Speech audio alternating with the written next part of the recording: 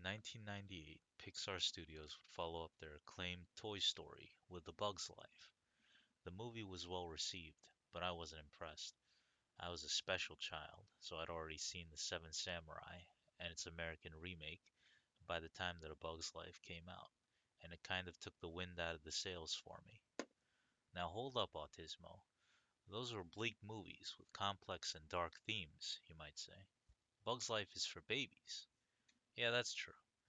But I would think that Pixar, which came out of the gate with a movie that had themes that resonated with children and adults, and has never stopped dabbling in that kind of thing since, would have been able to do better. Well, the point of all this is that just like Pixar has a habit of aiming their movies at kids and their parents, they also have a habit of lifting their premises from older movies. A Bug's Life is Shichinin no Samurai, and Wall-E is Zardoz. Similarly, 2009's Up is a retelling of this movie, Beat Takeshi's Kikujiro no Natsu. Those who enjoyed Up, a movie I felt was aimed more towards nostalgic adults than kids, with its tale of a bitter old man and the child he's been saddled with going on a pilgrimage to seek personal fulfillment, might find some value in seeing the original. Kikujiro opens with Joe Hisaishi's Summer, playing as we see a child's drawings that show four angels watching over a baby. We're introduced to one of our two protagonists, Masao. The movie is presented as his memories of what he did over the summer. Kitano deserves praise for eschewing the usual device of having a wistful old Masao looking back on these memories from middle age. The events of the movie are framed in the fresh enthusiasm of an excited young boy, uncolored by heavy-handed attempts at nostalgia, which are meant to emotionally prime the viewer. In doing so, Kitano, known mostly in the West for Yakuza films dripping numb, nihilistic violence, treats youthful innocence with a far greater respect and sensitivity than his peers. Masao is presented as a child who has a relatively normal life. He lives in what looks like the outskirts of Tokyo. He has friends. He's on the soccer team. He gets bullied by some older teens, but it seems like this isn't something that only happens to him. School is out for the summer, and most kids would be jumping for joy and out having fun. But we see that for Masao, summer sucks. All his friends leave to go on road trips with their families. There's no soccer practice, so when he shows up, he's left dribbling the ball in an empty field until a teacher tells him to go home. We learn that Masao's life is very lonely. He lives with his grandmother, who works all day. His father died in an accident, and his mother moved far away to look for work. It's not a typical family situation. Hanging out with friends and going to school allows him to forget about these things and be the same as everyone around him, but with nothing to do but sit at home in the heat. The sense that his life is different and dysfunctional becomes unavoidable. So he gets all the money he has and he decides to go look for the mom he's never known. Unfortunately, while he's leaving, he's caught by those bullies from before 10 minutes into his journey, and they take his Spider-Man wallet and all 14 of his dollars.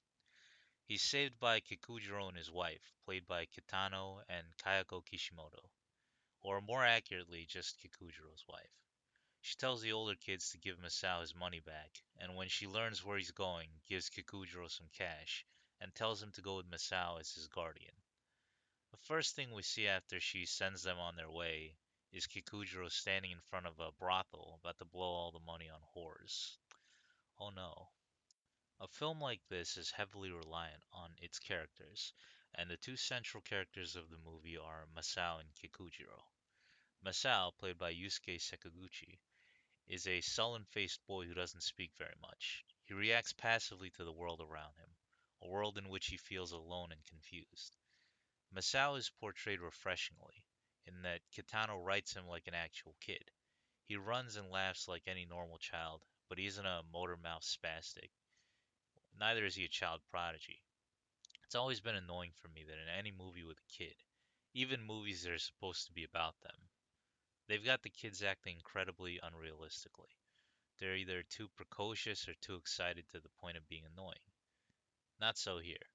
Masao's character is shown primarily in his behavior rather than through dialogue. Characters respond to Masao a great deal, but we don't hear the words that he said to bring on that response. From the perspective of a young boy, the answers that he receives from adults are more important than whatever he said to bring them on. We see that he's clearly sad, but he doesn't react with overt displays of emotion, and the camera doesn't exploit his pain for easy drama. The movie follows his perspective. Masao does not narrate it, and this leaves the viewer with the opportunity to imagine what might be going through his head. Masao's internal thoughts are revealed only in three dream sequences. These dreams, surreal and rich in symbolism, reveal inner turmoil without reveling in it, like they might be if this movie were executed by a clumsier director. As for the title character, Takeshi Kitano's Kikujiro is wonderfully realized. In Up, we see Carl's whole life story in the first 5 minutes of the movie. It's effective in showing us who he is and how he got this way, but it means the character is left with no surprises. Kikujiro, on the other hand, is a character who surprises us consistently throughout the movie. When we're introduced to him, he's presented as a barely functional man-child. He's uncultured, impulsive, constantly threatening to beat people up. He seems to be bad at everything. He can't even drive a car 100 yards. Kitano, a comedian before he was playing gangsters, is not afraid to show off a wry sense of humor and impressive comedic timing at Kikujiro's expense. All of this serves two purposes. First, it lets us sympathize further with Misao, since instead of a load being carried by a competent protagonist, he is a normal boy stuck with a hapless idiot. Second, it makes it more meaningful when we eventually see additional facets of his character, from glimpses into his past to moments of thoughtfulness and sympathy that the audience would never have thought him capable of. This is not a character who we immediately understand from their introduction, and then they remain static, changing once near the end in some obvious way. We get a complete human being who the viewer gets to know over time, whose behavior is consistent with the first time that we see him, but as we learn more about him, we learn that he's capable of more than our initial impression. Kitano's trademark directing style, defined by static long shots, direct close ups, and forcefully abrupt editing, helps to bring the story of these two characters to life. A sequence where Kikujiro and a trucker fight in a field is made hilarious by its unflinching framing. Shots of Kikujiro's face, intimate violence, or bleak disappointment, through the use of lighting, played off Kitano's deadpan features. There are several themes present in Kikujiro. The main one is that of loneliness. Scenes of Misao's life at the start of the movie are shot with Kitano's characteristic faraway lens, showing his alienation from normal family life. Likewise, Kikujiro is an outcast, his own wife describing him as a good for nothing. Many of the characters that they meet on their journey similarly exist outside of the bounds of normal society, living as wanderers or vagrants. Kikujiro and Masao are presented in a way that they could be two visions of the same person. In Masao, we have someone who recognizes that they don't fit into normal society, but being inexperienced, they can't do anything but respond to it with sadness and fear. Masao does everything he's told, incapable of making an independent decision until later in the film, because he has nothing guiding him but the expectations of others. Kikujiro, on the other hand, is an adult who has been disappointed by life, and he's become conditioned to react by seeing the fault in everything around him. He's bitter and he lashes out at the world. He lives only according to his own desires, taking what he wants shamelessly, through violence or deceit. In him, we see someone whose loneliness has turned into a complete disregard for others.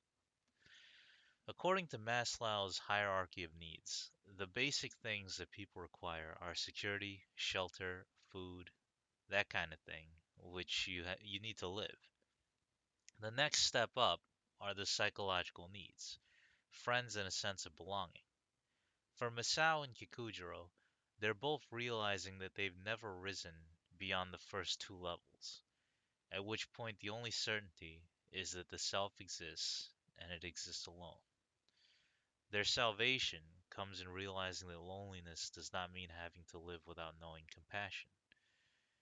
Loneliness is caused by selfishness, whether that's through Kikujiro's inability to focus on anything but his immediate wants, or Masao's self pity and fear. And feeding into that keeps us lonely. It becomes a cycle, a self imposed exile from the world around us, since belonging can only occur with the earnest intention to form connections with others. Acknowledging that selfless acts of kindness exist even among outsiders is what allows the outsider to function in society, despite whatever setbacks they might have. Further themes of innocence and compassion come across in the film's recurring motif of angels. The first image we see is one of Masao's drawings, showing an angel reflected in a child's eye, and it becomes evident that angels mean a great deal to Masao, who sees them as beings who look out for those who have no one else to look out for them. In this way, angels become the protectors of innocence and the comforters of children. We see this in moments such as when they meet a street performer couple that sew a pair of angel wings onto Masao's backpack, and when Kikujiro gives Masao an angel-shaped bell. In this way, he receives tangible evidence that he's not alone, that there are people looking out for him, protecting him from those who would do him harm, who are represented as devils. Most notably, Kikujiro wears a white shirt throughout the movie that looks a bit like an angel's robe. He loses it for a bit when they're first starting out, and when he's at his most selfish. He regains it as he begins to emerge in the plot as a proper guardian for Masao. There's always, however, a distance between the two. Kikujiro does not become the boy's father. He can't, he's too beaten down by life, and he can provide little. But he provides what he can. This keeps Kikujiro's own stake in their relationship from becoming too personal.